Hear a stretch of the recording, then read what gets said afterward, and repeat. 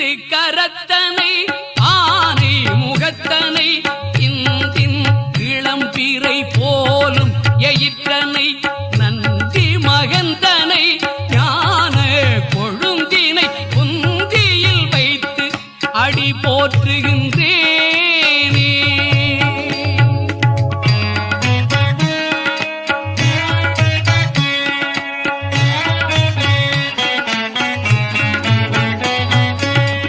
யான் பெற்ற இன்பம் பெருக இவ்வையகம் வான்பற்றி நின்ற மறைப்பொருள் சொல்லிடின்.